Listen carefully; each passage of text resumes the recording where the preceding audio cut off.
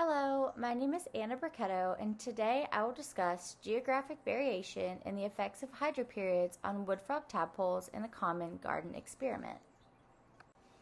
Human-induced changes are increasing environmental variability in temperature and precipitation on a global-wide scale. Amphibians are one such taxa that are particularly susceptible to these changes. Upon breeding amphibians, growth and development are directly affected by temperature and precipitation. And environmental variability that alters when water is available could be devastating for many populations. The suitability of a particular pond as a breeding site for amphibians depends on the duration of a hydroperiod. This hydroperiod sets the length of time available for the larval period of potential colonists.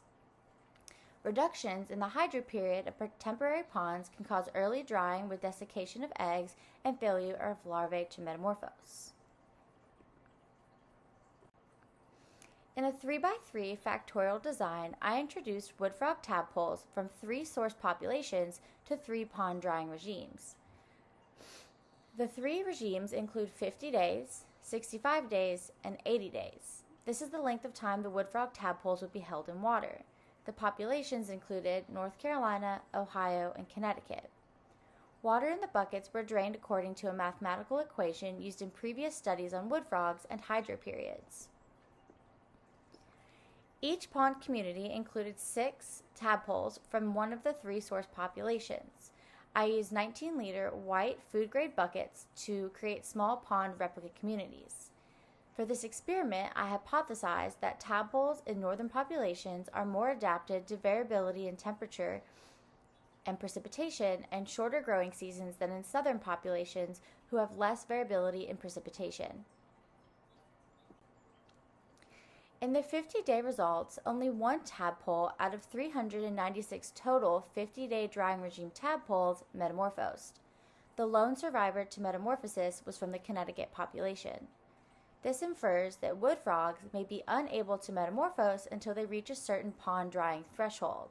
And for North Carolina and Ohio, 50 days appears to not meet this threshold.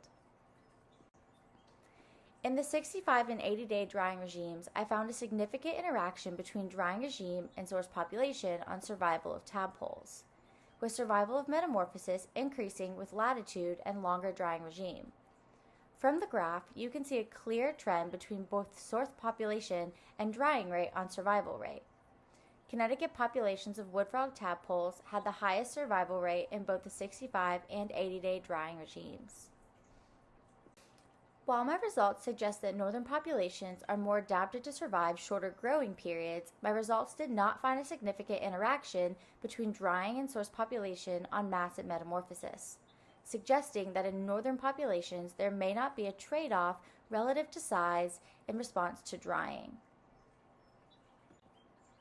In conclusion, the disproportionality of climatic variability may result in geographic variation in local adaptation in response to shorter hydroperiods. Differences in the adaptability of these tadpoles would then have cascading effects on survival of tadpoles and their size at metamorphosis.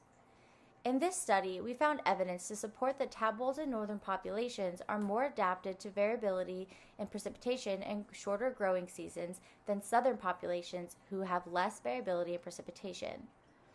Individuals in faster drying ponds metamorphosed early but at a smaller body size than those in slower drying ponds.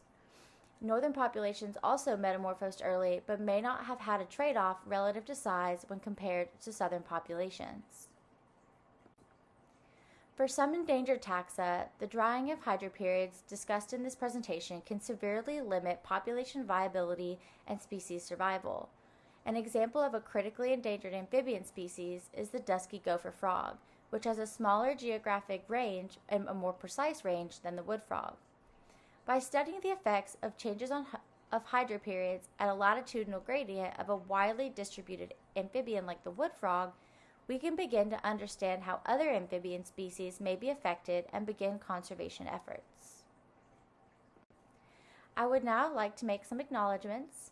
I would like to acknowledge Appalachian State University Office of Student Research, the vivarium facility and staff at Appalachian State, and Deus Arietta at Yale University, as well as Cassie Thompson and Vorio Popescu at Ohio University. Thank you for listening to my presentation.